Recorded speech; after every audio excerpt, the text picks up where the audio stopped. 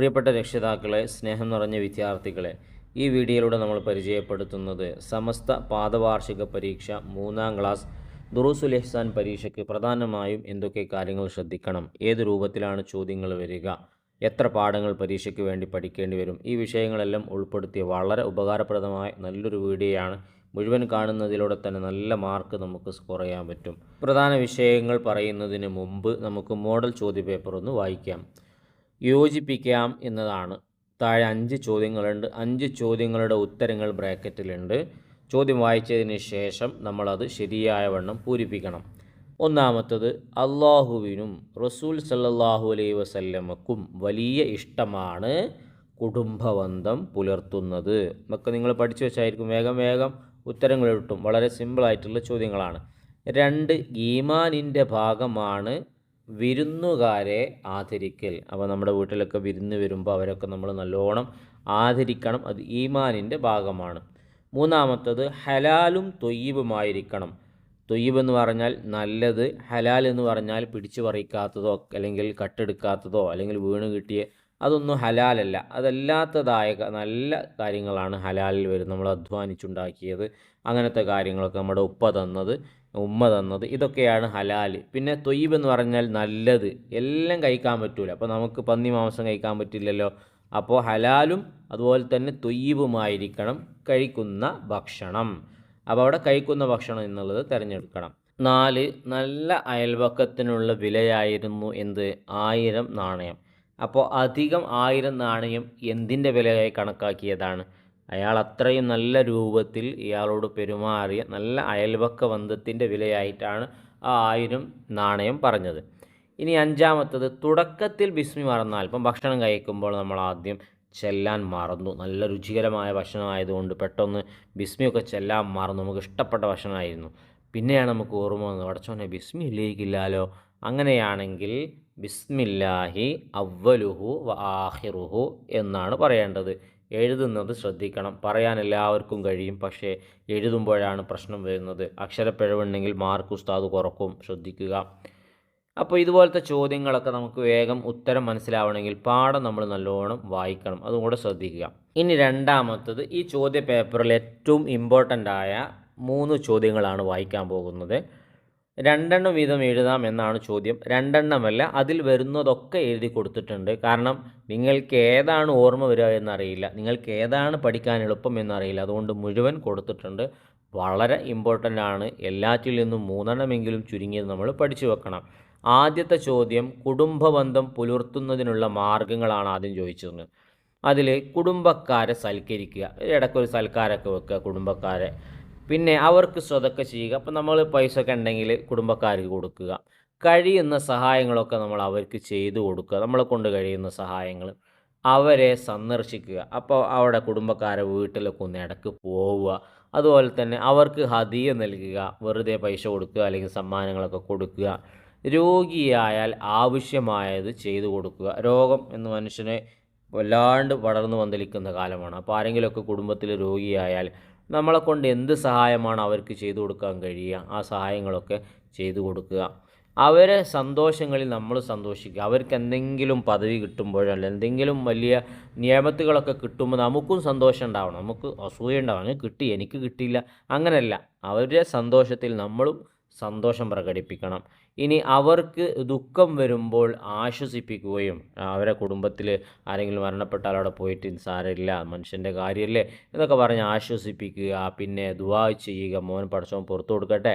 ഇതൊക്കെയാണ് ഒരു കുടുംബ ബന്ധം പുലർത്താനുള്ള മാർഗങ്ങളായിട്ട് നമ്മുടെ പാഠത്തിൽ പറഞ്ഞത്. ഇനി അയൽവാസിയോടുള്ള കടമകൾ കുറച്ച് പറഞ്ഞിട്ടുണ്ട്. ഇത് കുടുംബക്കാരെ തിരുത്തും, ഇനി അടുത്ത അയൽവാസിയാണ്. അവരെ വേദനിപ്പിക്കാതിരിക്കുക, അയൽവാസികളെ വേദനിപ്പിക്കരുത്.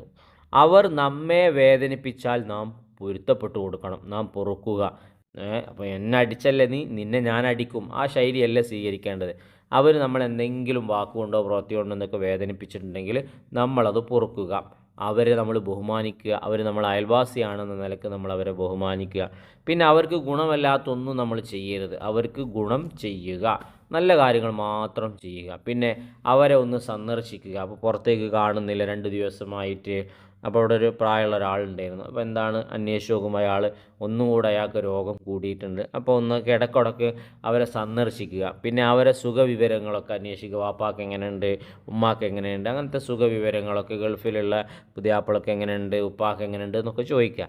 പിന്നെ അവരുടെ കുറവുകൾ മറച്ചു വെക്കുക. അയൽവാസികളുടെ കുറവുകളൊക്കെ കൂടുതലായിട്ട് നമ്മളായിരിക്കും കാണുന്നുണ്ടാകുക. കാരണം നമ്മളല്ലേ അയൽവാസികൾ. നമ്മൾ കണ്ടാലും മിണ്ടരുത്, ഒരാളോടും പറയരുത്, കുറവുകളൊന്നും ഒരാളോടും പറയരുത്, നല്ലത് മാത്രം പറയുക. അപ്പോൾ ഇതൊക്കെ അയൽവാസികളോടുള്ള കടമകളാണ്. അവരെ വേദനിപ്പിക്കാതിരിക്കുക, അവർ നമ്മെ വേദനിപ്പിച്ചാൽ നാം പൊറുക്കുക, അവരെ ബഹുമാനിക്കുക, അവർക്ക് ഗുണം ചെയ്യുക, അവരെ സന്ദർശിക്കുക, അവരുടെ സുഖവിവരങ്ങൾ അന്വേഷിക്കുക, അവരുടെ കുറവുകൾ മറച്ചു വെക്കുക. ഒരു 3-4 കണ്ണ് പൊത്തിയിട്ട് ഇതിലേക്ക് നോക്കാതൊന്ന് പറഞ്ഞു നോക്ക്, പഠിച്ചിട്ടുണ്ടോ എന്നറിയാലോ. ഇനി ഇമ്പോർട്ടൻ്റ് ആയതിൽ മൂന്നാമത്തതാണ് വായിക്കുന്നത്. ഒരുപാടെണ്ണമുണ്ട്. ഒരു പക്ഷേ ബ്രാക്കറ്റിൽ നിന്ന് തിരഞ്ഞെടുക്കാനോ പൂരിപ്പിക്കാനോ ഒക്കെ മറ്റോ വന്നു കഴിഞ്ഞാൽ നിങ്ങൾക്കൊന്നുകൂടെ ഓർമ്മ കിട്ടുന്നതിന് വേണ്ടിയാണ് മുഴുവനായി കൊടുക്കുന്നതും മുഴുവനായി വായിക്കുന്നതും. പിന്നെ 2-3 നിർബന്ധമായും പഠിച്ചു വെക്കുക. ഇതുപോലത്തതിൽ നിന്ന് 1-2 എഴുതാൻ പറഞ്ഞാൽ അറിയാതെയായി പോകരുത്.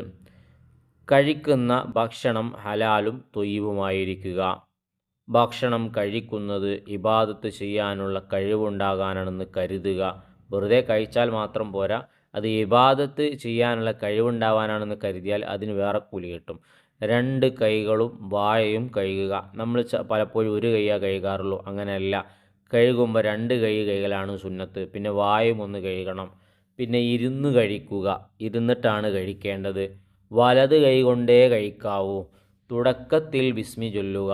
തുടക്കത്തിൽ ബിസ്മി ചൊല്ലാൻ മറന്നാൽ ഓർമ്മ വരുമ്പോൾ ബിസ്മില്ലാഹി അവ്വലുഹു വ ആഖിറഹു എന്ന് പറയുക. പിന്നെ അല്പാൽപമായി കഴിക്കുക, നന്നായി ചവച്ച് തിന്നുക, മുണുങ്ങി വിടരുത് എന്നർത്ഥം. പിന്നെ ധൃതി കാണിക്കാതിരിക്കുക, വേഗം തിന്നുക. ആരെങ്കിലും തിന്ന് തീർക്കോ എന്ന് പേടിച്ചിട്ട് വേഗം തിന്ന് തീർക്കുക, അത് നമ്മളെ ശരീരത്തിന് കേടാണ്. തൻ്റെ അടുത്ത ഭാഗത്ത് നിന്ന് കഴിക്കുക. അപ്പോൾ ഓരോരുത്തരുടെ മുമ്പിൽ വെച്ചത് എടുക്കുക, അതങ്ങനെ ചാടി പിടിച്ച് അവസാനം പാത്രമെല്ലാം മറഞ്ഞ് നമ്മളെ അപ്പുറത്തേക്കുന്ന ആളെ കുപ്പായത്തിലെല്ലാം മീൻകറിയായി. അതിനൊന്നും ഇടങ്ങാറാവാൻ വേണ്ടി നിൽക്കരുത്. നമ്മളെ മുമ്പിലുള്ളത് മാത്രം എന്ത് ചെയ്യുക, കഴിക്കുക. പിന്നെ കൈ നീട്ടിയിട്ട് അവസാനം കൈ വെള്ളത്തിലോ മറ്റോ തട്ടിയിട്ട് ആകെ എന്താവും, ഇടങ്ങാറാവും. ഭക്ഷണം താഴെ വീഴാതെ ശ്രദ്ധിക്കണം. ഒരൊറ്റ വറ്റ് പോലും പോകരുത്. താഴെ വീണാൽ എടുത്തു വൃത്തിയാക്കി കഴിക്കണം. ഭക്ഷണത്തിലേക്കും പാനീയത്തിലേക്കും ശ്വാസം വിടാതിരിക്കുക, ഊതാതിരിക്കുക, ശ്വാസം വിടാതിരിക്കുക, അതൊക്കെ ചെയ്യുക. പിന്നെ സംഘമായി ഭക്ഷണം കഴിക്കുക. ഒറ്റക്ക് കഴിക്കുന്നതിനേക്കാൾ കൂലി സംഘമായി കഴിക്കുന്നതിനാണ്. ഉള്ളതുകൊണ്ട് തൃപ്തിപ്പെടുക. ചിലപ്പോൾ കറി മാത്രമേ ഉണ്ടാവൂ, ചിലപ്പോൾ മറ്റെന്തെങ്കിലും ഉപ്പേരിയോ ഒക്കെ ഉണ്ടാവുള്ളൂ. അപ്പോൾ ഉള്ളതുകൊണ്ട് പൊരുത്തപ്പെട്ട് കഴിക്കുക. ഭക്ഷണത്തെ കുറ്റപ്പെടുത്താതിരിക്കുക. ഒരു ഗുണവുമില്ല, എന്തിനാ അത് വായിൽക്ക് വെക്കാൻ പറ്റും, ഒരു രുചിയില്ല എന്ന് പറഞ്ഞ് ഭക്ഷണത്തെ കുറ്റപ്പെടുത്താതിരിക്കുക. പിന്നെ ഭക്ഷണം കഴിച്ച ശേഷം വിരലുകൾ ഊമ്പുക. അതിൽ മറ്റുള്ള ഭക്ഷണത്തിൻ്റെ അംശങ്ങളൊക്കെ ഉണ്ടെങ്കിൽ അതൊക്കെ അകത്താവാൻ വേണ്ടിയിട്ടാണ്. ഭക്ഷണം കഴിച്ച പാത്രം വടിച്ച് വൃത്തിയാക്കി കഴുകുക.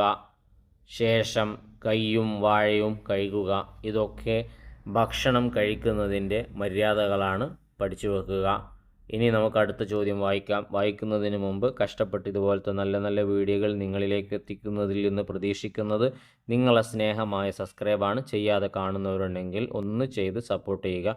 ഒരു ലൈക്ക് ഇപ്പോൾ തന്നെ കൊടുത്തേക്കുക. ഉപകാരപ്പെട്ടെങ്കിൽ അൽഹംദുലില്ലയോ, താങ്ക്സോ, ആമീനോ എന്തെങ്കിലും ഒന്ന് കമൻറ്റിലൂടെ എഴുതി അറിയിക്കുകയും ചെയ്യുക. ചോദ്യം വായിക്കാം. ഉത്തരം എഴുതാം എന്നുള്ളതിൽ 4 പ്രധാന ചോദ്യങ്ങൾ വരുന്നുണ്ട്. പ്രത്യേകം ശ്രദ്ധിക്കുക.